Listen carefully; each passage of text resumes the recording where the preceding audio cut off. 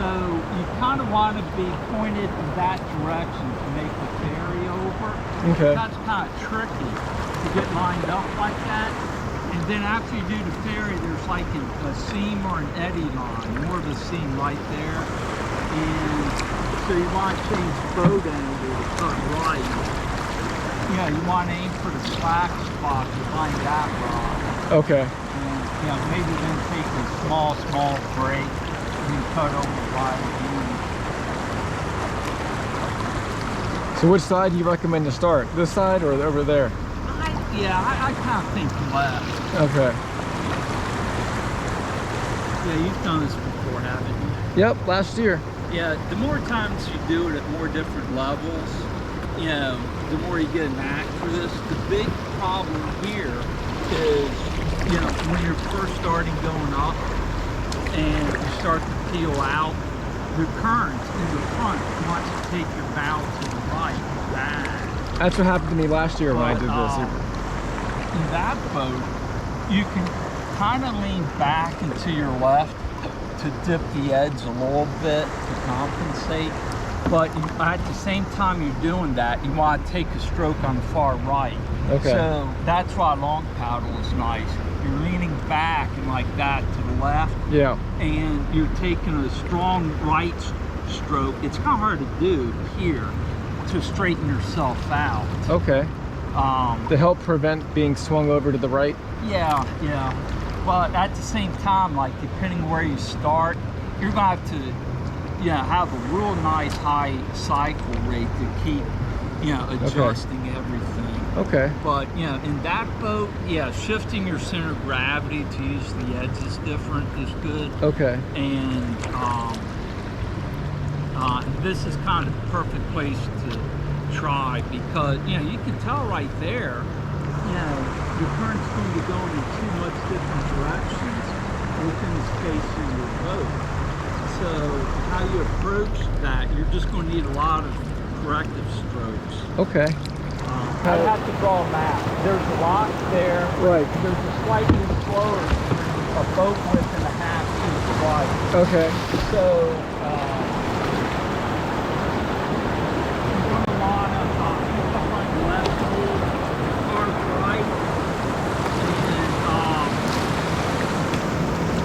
and then power up straight, and then bear to your right just a little bit for another slightly slower stroke. Okay. So, I mean, I don't know. Maybe you can just ignore that and power your way up. Okay. No, I agree. Or work it. Yeah, the technique I'm going to use isn't going to be the exact technique you use. Yeah, go up there, and then you're going to have, once you get behind that rock, you're going to have to head all the way right, and then just keep going.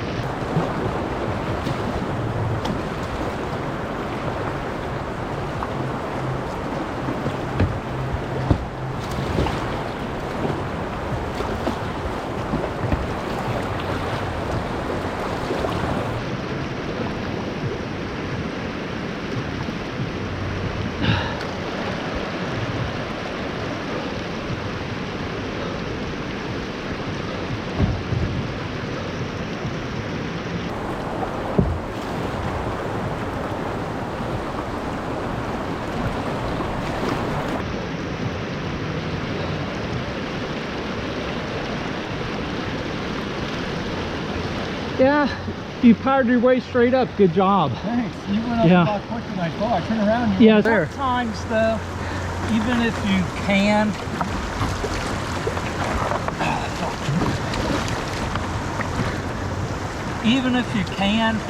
power your way up, it's good to get used to taking the most efficient way up. Yeah, that's what I was trying to learn. Yeah, it's just good practice. You know, noticing where you're at in the rapid, feeling the current, feeling the boat edges. Okay, let's go up here. Okay. Yeah, right about up there. All right. Okay, you go first.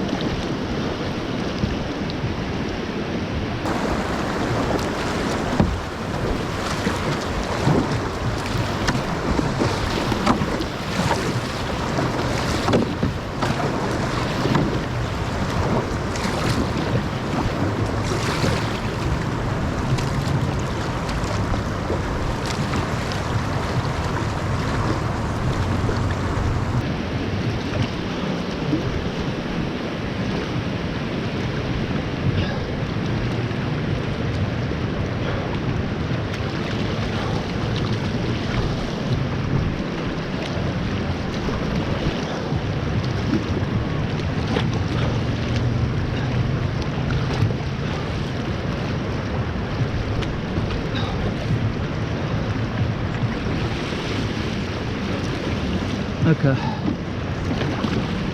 Oh, fuck. I'm coming back downstream and going to the left here more. What? Oh, I'm got to go to the left. Or you just how you go.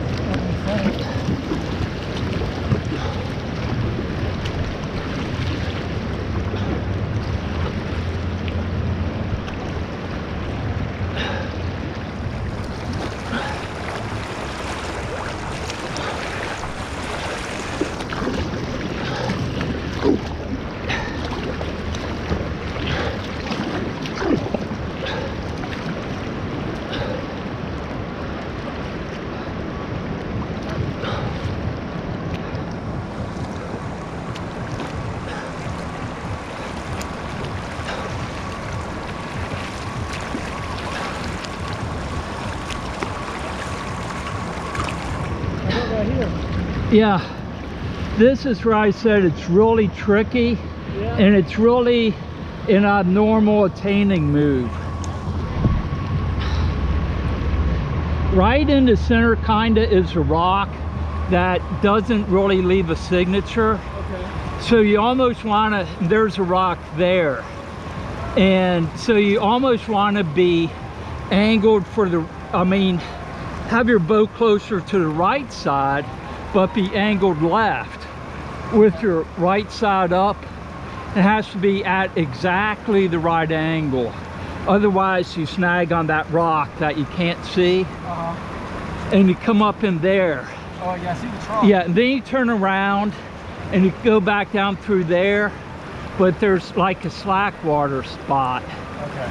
And I haven't noticed that rock right there underwater as much. So I would start on the other side, on the right side, and come up along that small eddy line, and you know, just plant your paddle deep if you want to do it.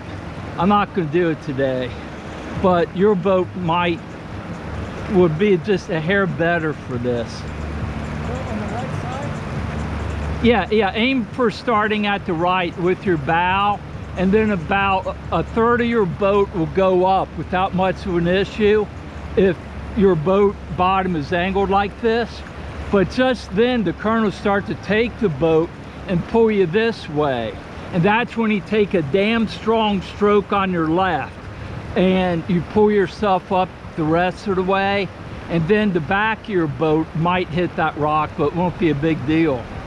Well, actually start more this way, but aim to have the right side of your boat right at that rock there, just off of it,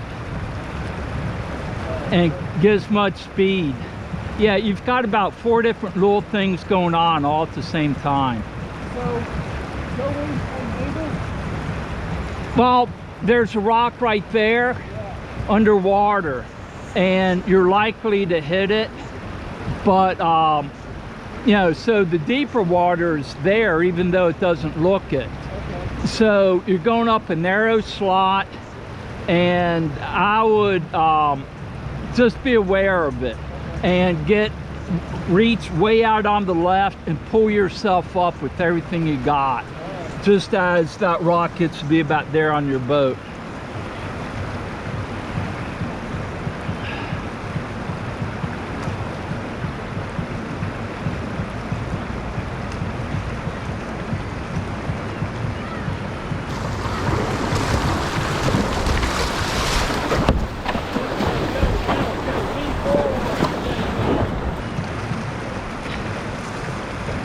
Go, go, go, go, go. Lean forward. Yeah, you got it.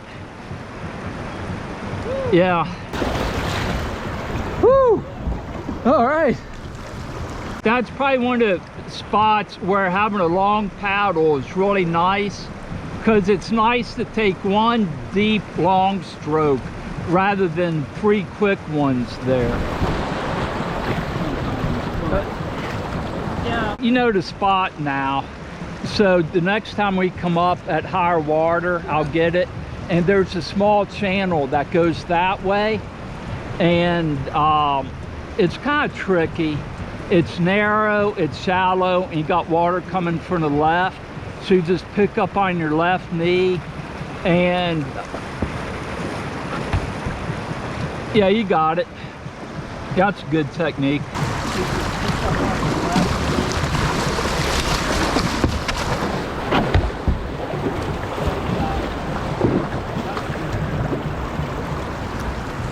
That was fun.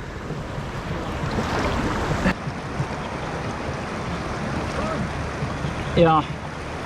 Now, if you go that way just for practice, remember, if you get caught or pinned, it'll take me a couple minutes to get there.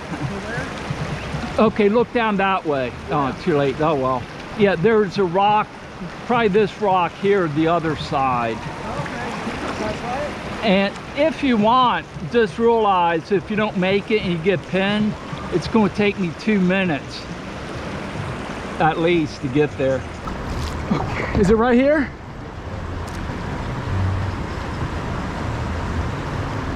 Right here?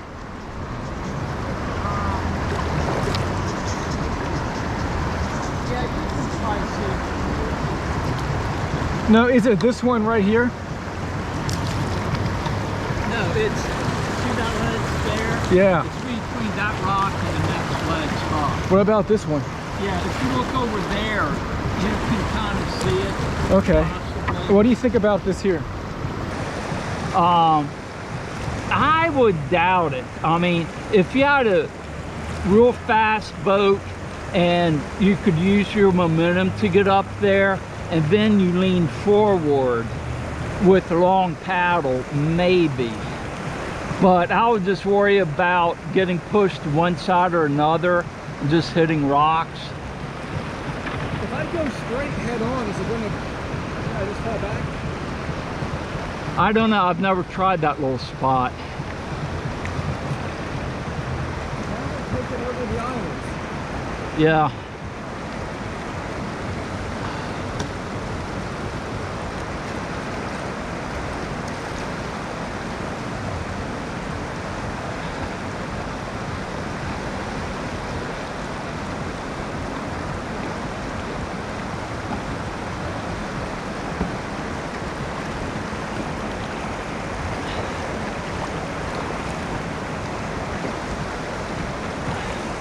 Yeah, that's another spot where long paddle's nice because you can lean forward and reach and get. Yeah. Yeah.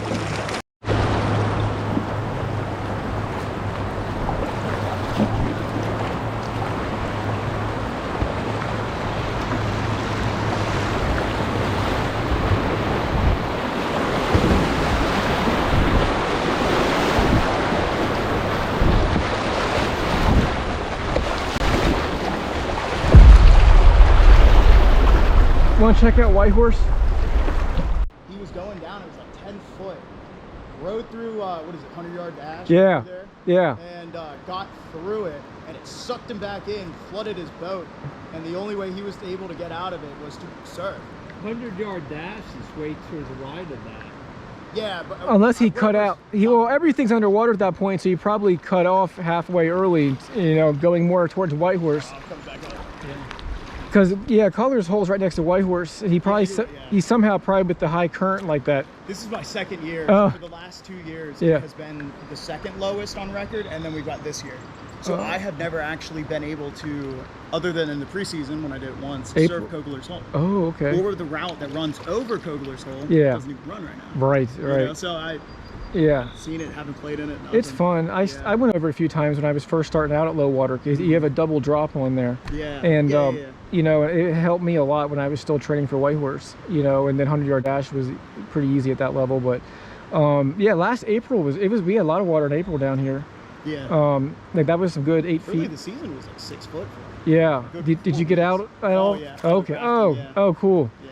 No, I'm full-time raft guy. Nice, man. Very cool. Yeah, We, I did 100-yard dash the other winter, and we put on, we were aiming for an evening paddle, and to get off with like just maybe 10 minutes of good daylight so I could get home. But we put on a little bit later, and it was a little bit more overcast than what I thought, and we were going slower than what I thought, and the river is much higher. Yeah. And we thought it probably would have been about 6 feet, maybe slightly less. And at that level, I still know the entrance to 100-yard dash well, but it was higher. And when I got up to it, the rock on the left had a horizon line to it, but to the right of it, there's the big wave train. So I thought that wave train was just the water hitting the rocks to the right of it. And then when I got up, so I was aiming for the horizon line. I got there and it's like, oh, massive hydraulic.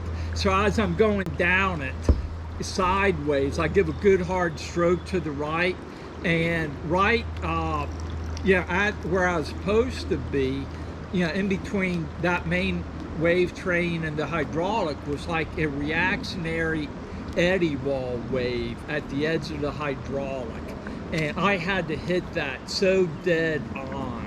And so I was coming down sideways, I drove myself forward, so I was kind of like rotating and driving myself into it. And it's like, yeah, that was close. I did it fine. Yeah. But you just I just wouldn't have liked to have been in that hydraulic. Understandable. Yeah. It was probably 8 feet or something. Yeah. So real quick, Kogler's Hole, because I've never seen Kogler's Hole actually the run over top of it. Okay. It's the Kogler's Hole is the whole rapid, including the surf. Yeah, yeah. Okay. I think it's Well, it depends who you talk to because, that's the thing. I mean, it's just that wave.